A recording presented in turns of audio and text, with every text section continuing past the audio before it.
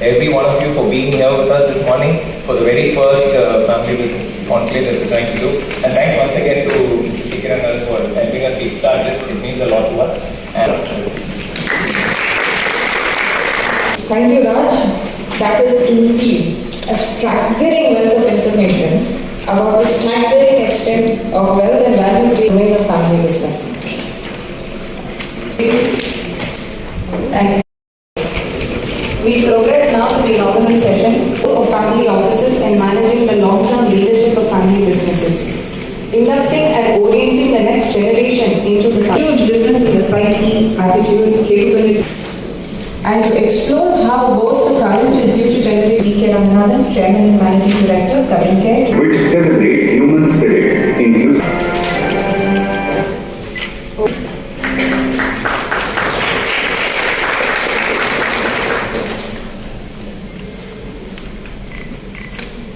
Welcome, Professor Raj Shankar, Mr. Suri Prakash, Group Captain Vijay Kumar. It's indeed a great pleasure to be with you all and share some of my experiences.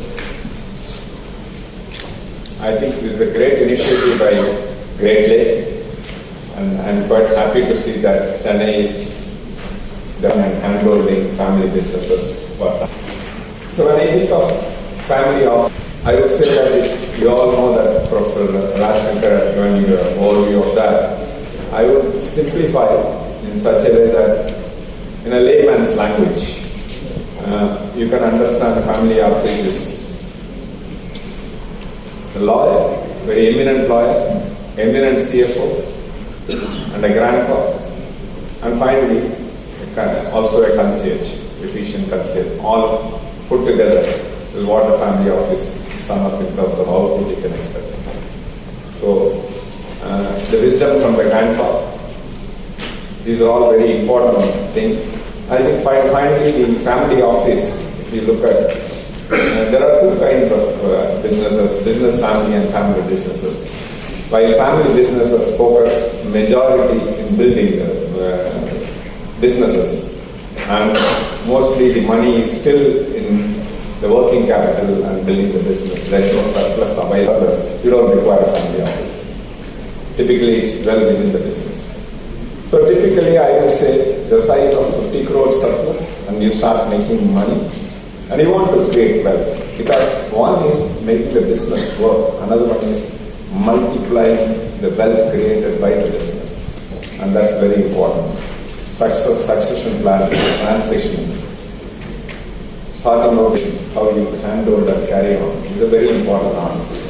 From that angle, family office plays a very, very early role. I salute the organizers, because this is what Stephen Covey says in his 7 Habits of Highly Effective People, begin with the end in mind. Any business, I make it today 5 crore, 10 crore turnover, but someday everybody wishes I will make it big. And that's quite logical, that it has to be passed on in a very efficient manner. So from that angle, the wealth has to be multiplied. Success, your end journey, if you have to look at that, I will create a legacy, I will create a family business office, and that's what I will leave it with you all.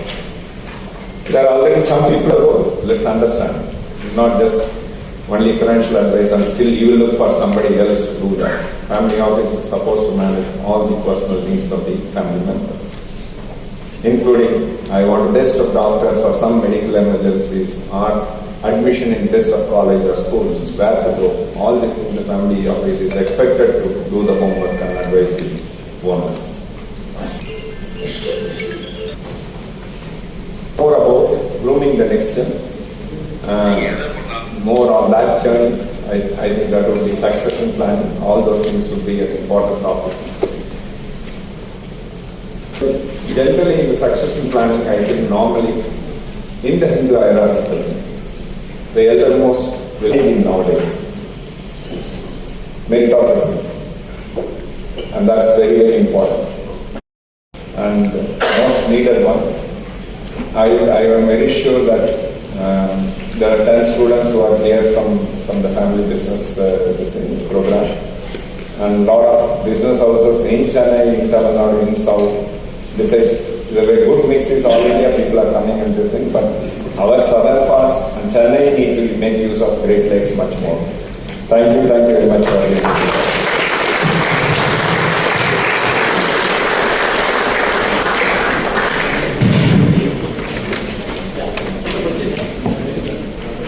Now go on to a question and answer session with Mr. Ramanathan.